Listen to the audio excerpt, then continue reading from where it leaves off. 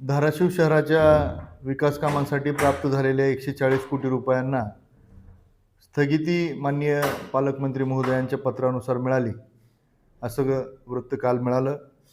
तर याविषयी माननीय पालकमंत्री महोदयांना जिल्ह्यातीलच काही अपप्रवृत्तीच्या लोकांनी त्यांच्या मनामध्ये गैरसमज निर्माण करून, कामाबद्दल शंका निर्माण करून, ज्यांनी वारंवार या जिल्ह्यातल्या विकासाला खोडा घातलाय, अशा लोकांनी माननीय पालकमंत्र्यांचा या कामासंदर्भात, या निधीसंदर्भात गैरसमज निर्माण करून ही स्थगिती मिळवून दिलेली आहे.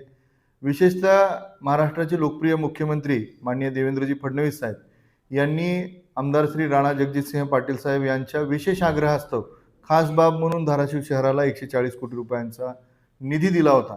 परंतु या निधीचा मागच्या अनेक महिन्यांपासून हा निधी वेगवेगळ्या कारणास्तव प्रलंबित होता आणि आता योगायोगानं काल 2 दिवसापूर्वी माननीय राणादादांच्या पाठपुराव्यानं या निधीच्या माध्यमातून या शहरामध्ये विकास कामं सुरू पण झाली होती. अगदी काल या कामाचा शुभारंभही झाला होता. परंतु माननीय पालकमंत्र्यांच्या माध्यमातून काही लोकांनी माननीय पालकमंत्र्यांना मिसगाईड करून हा निधी थांबवण्याचं काम परत एकदा त्या कामामध्ये ते यशस्वी झालेत. परंतु या विषयावर माननीय मुख्यमंत्री महोदयांशी आमचं भारतीय जनता पार्टीच्या माध्यमातून बोलणं आणि संवाद चालू आहे.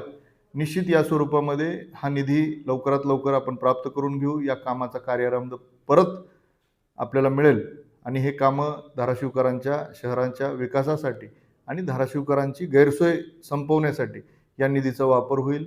माननीय पालकमंत्र्यांना या पद्धतीच्या लोकांनी ज्या माहिती किंवा जी खोटी काही विषय सांगून ज्या पद्धतीने मिसगाईड केलंय, हे खरोखर धाराशिव शहराच्या विकासासाठी दुर्दैवी आहे. अशा पद्धतीच्या दुर्दैवी घटना या लोकांकडनं, विरोधकांकडनं विकास कामांमध्ये राजकारण करणं हे अपेक्षित नाही आहे आणि अशा गोष्टी जर माननीय पालकमंत्री महोदय त्यांचं ऐकून जर अशा पद्धतीनं काही काम करणार असतील तर निश्चित ही खेदजनक गोष्ट आहे. धन्यवाद.